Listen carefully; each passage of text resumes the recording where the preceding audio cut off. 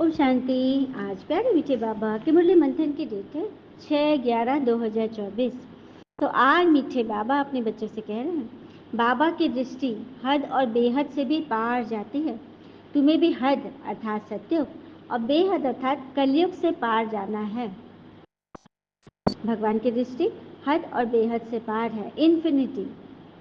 तो हमें ही बाबा वही सिखा रहे हैं। तो हद हो गई है सत्युग, हद मतलब जहाँ कम आत्माएं हैं तो सत्युग, और कलयुग है बेहद जहाँ पार आत्माएं हैं, है ना, उनसे पार जाना है। तो कैसे जाएंगे? जब हम ये समझेंगे ना कि अगर हम स्वयं प्रसन्न हैं तो जिंदगी उत्तम है, और यदि हमसे लोग प्रसन्न हैं तो जिंदगी सर्वोत्तम है। ठीक है, तो यही हमें भगवान सिखाते हैं। और आज जो कलयुग में, जो बेहद का जो कलयुग है, उसमें क्या हो रहा है? कहते हैं ना, बुद्ध ने महल का त्याग किया शांति के लिए। बुद्ध ने महल का त्याग किया शांति के लिए, और हमने शांति का त्याग किया महल के लिए। बस यही फर्क है इस बेहद की कलयुगी दुनिया में। इसलिए तो बाबा कहते हैं इससे भी तुम्हें पार जाना है। प्रश्न है, ऊंच से ऊंच ज्ञान रत्नों की धारणा किन बच्चों को अच्छी होती है? ये ज्ञान रतन ऊंचे से ऊंचा है। क्यों? क्योंकि ये ऊंचे से ऊंचा भगवान हमें सुना रहे हैं, लेकिन लोगों को पता ही नहीं, लेकिन जानना भी नहीं है सबको। जानेंगे वही जो देवता कुल के, ऊंचे कुल के होंगे, वही सुन पाएंगे और इसको धारण करेंगे। ठीक है, तो बाबा कहते हैं किन बच्चों को ऊंचे ऊंचे ज्ञान रत्नों की धारणा अच्छी होगी? उत्तर, जिनका बुद्धि योग एक भगवान के साथ है, अर्थात उन्होंने भगवान को इस बूढ़े वृद्ध तन में पहचान लिया कि परमात्मा आ गए हैं, वे पवित्र बनते हैं, उन्हों को ही रत्नों की धारणा अच्छी होगी। इस ज्ञान के लिए शुद्ध बर्तन चाहिए। बर्तन अर्थात मन, कान शुद्ध सोने के चाहिए। उल्टे सुलटे संकल्प भी बंद रहने चाहिए। बाबा के साथ योग लगाते लगाते बर्तन सोना बने, तब रत्न ठहर सके। जब तक ये लोहा है उसमें ज्ञान रत्न जाएगा ही नहीं।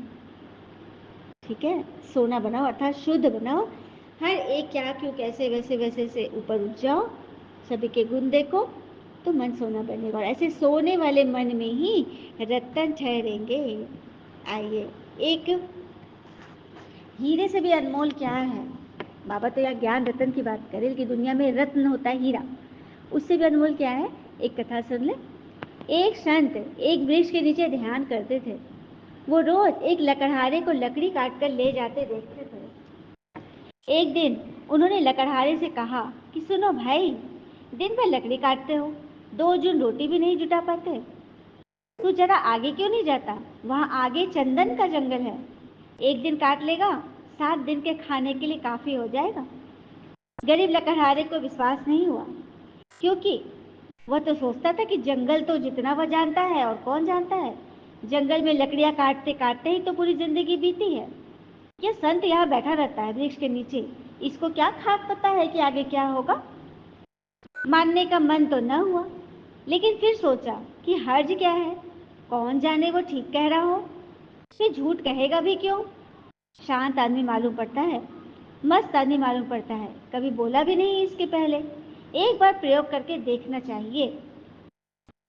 संत की बातों पर विश्वास करके वह आगे गया।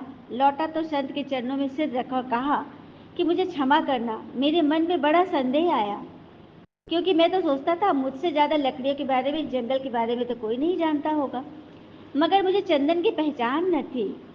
मेरा पिता भी लकड़हारा था, उसके पिता भी लकड़हारे थे, हम यही जलाऊं लकड़ियां काटते काटते जिंदगी बिताते रहे। हमें चंदन का पता भी क्या, चंदन की पहचान क्या?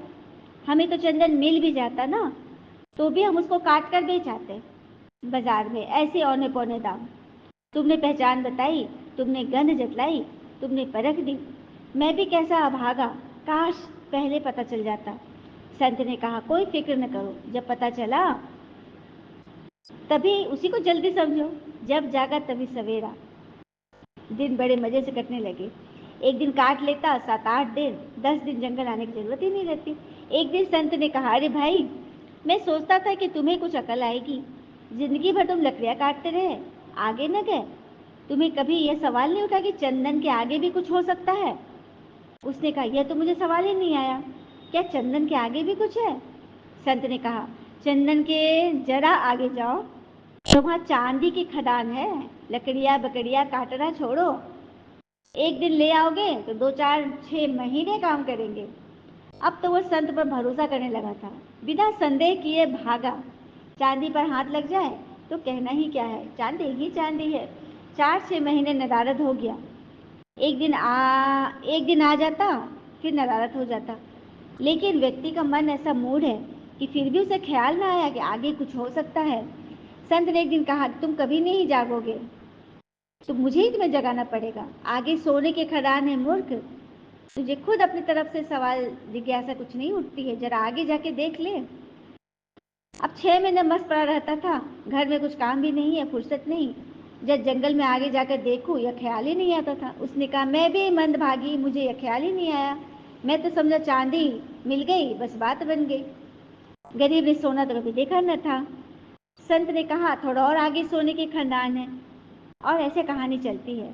फिर और आगे हीरो की खदान है, ऐसे कहते कहानी चलती है। और एक दिन संत ने कहा कि ना समझ, अब तो हीरो पर ही रुक गया, अब तो लकड़हारे को भी बड़ी अकड़ आ गई। बड़ा धनी हो गया था ना, महल खड़े कर लिए थे। उसने कहा, अब छोड़ो, अब तो मुझे परेशान न करो, अब हीरे से आगे क्या हो सकता है भला। उस संत ने कहा, हीरो के आगे मैं हूँ। तुझे यह कभी ख्याल नहीं आया कि यह व्यक्ति मस्त यहाँ बैठा है, जिसे पता है कि यहाँ चांदी सोने हीरे की खदान है। हाँ, इसको जरूर कुछ और आगे मिल गया होगा, हीरो से भी आगे इसके पास कुछ होगा। तूने कभी मुझसे ये सवाल नहीं पूछा।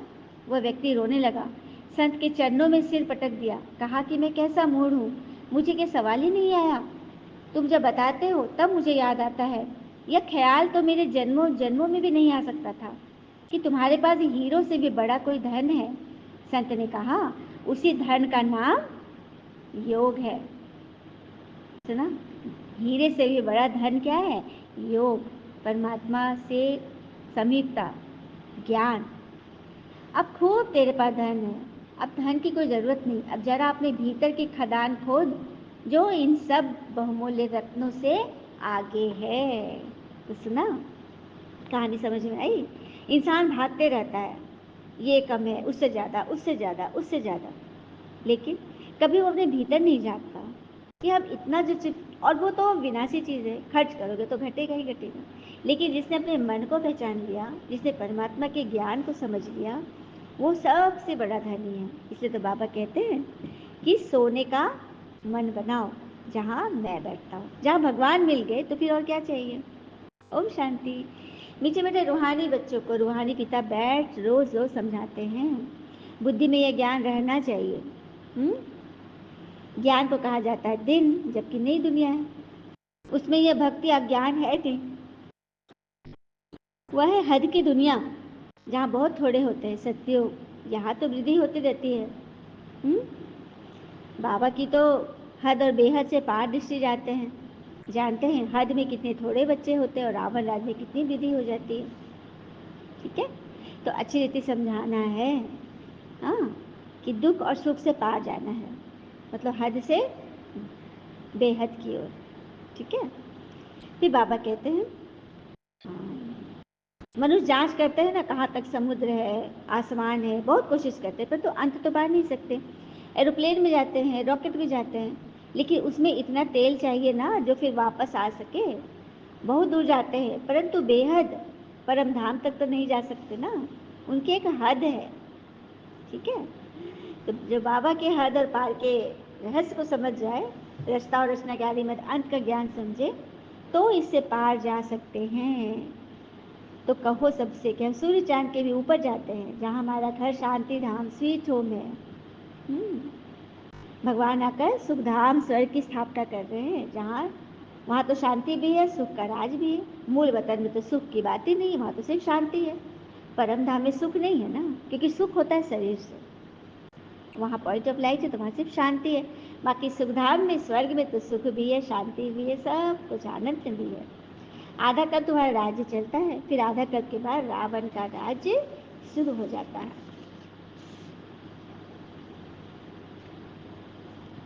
फिर बाबा कह रहे हैं, अभी तुम समझते हो कि सबसे बड़ा कौन है? ऊंच से ऊंच भगवान श्लोक भी गाते हैं, ऊंचा तेरा नाम, ऊंचा तेरा काम, अब तुम्हारे सिवा और कोई की बुद्धि में नहीं है, तुम्हारे में भी नंबरवार हैं, नंबरवार है, पढ़ाई में भी नंबरवार बच्चे समझते हैं। तो बाबा जो समझाते हैं ना, अच्छी रीति बुद्धि में धारण करो। लेकिन हाँ, मजबूत तब होंगे जब पवित्र होंगे। इस नॉलेज की धारणा करने से सोने के बर्तन बनेंगे। फिर नंबर व पुरुषार्थानुसार माला का दाना बनेंगे, विजय माला का दाना। बाबा ऊँचते ऊँचे, फिर है मेरू, अर्थात माला के बीच में जो गांठ होती है वो भगवान है, और लक्ष्मी नारायण, ब्रह्मा बाबा मम्मा, आगे के 2 मोती। ठीक है, बाकी सारी माले अभी खाली है, सबको चांस है। ठीक है, फिर बाबा कहते हैं अच्छी चीज अच्छे बर्तन में शोभती है। तुम्हारे कान सुनते हैं ना, उनमें धारणा होती है। पवित्र होगा, बुद्धि योग बाबा से होगा तो धारणा अच्छी होगी, नहीं तो सब बह जाएगा,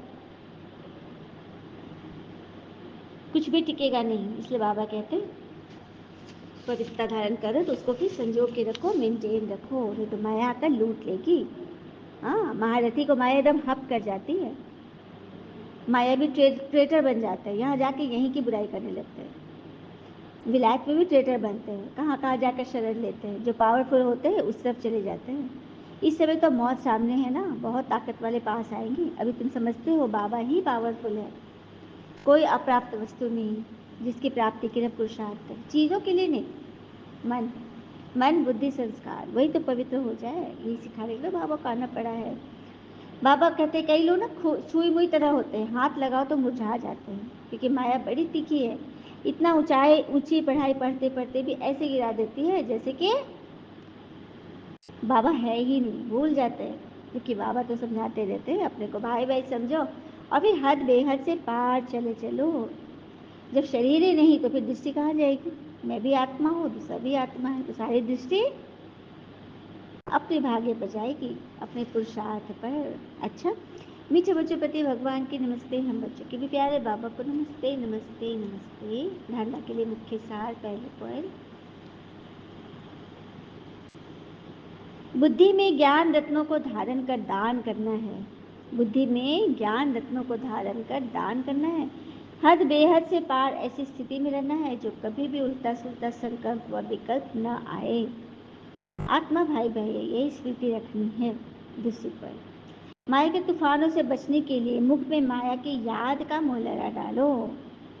मुख जो गाली करता रहे ज्ञान का, जो जो सुना है अंदर अंदर, और स्थूल रूप से ज्ञान को स्वीकार करना, अर्थात मुख में मोहलरा डाल देना, छुई मुई नहीं बनना है, माया से हार नहीं खानी है। वरदान, सदा एक के स्नेह में समाये हुए, एक पिता को सहारा बनाने वाले, सर्व आकर्षण मुक्त भव।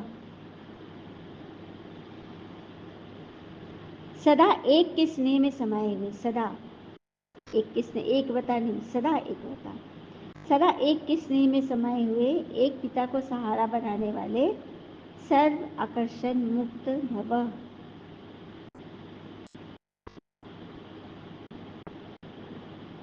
स्लोगन, प्रकृति को पावन बनाना है तो संपूर्ण लगाव मुक्त बनो। प्रकृति को पावन बनाना है ना, अपने जहाँ रहते हो वातावरण पावन बनाना है ना, तो संपूर्ण लगाव से मुक्त रखो। क्योंकि कहते हैं ना, जितना पिछला सोचेंगे उतना आज खराब करेंगे, जितना आज खराब करेंगे उतना अपना भविष्य अंधकार में हो जाएगा। अच्छा, ओम शांति। शुक्र मीठे बाबा और बाबा के प्यारे प्यारे बच्चे, आप सबका जीवन सदैव सुख शांति समृद्धि से भरपूर हो और भरपूर करे। ओम शांति।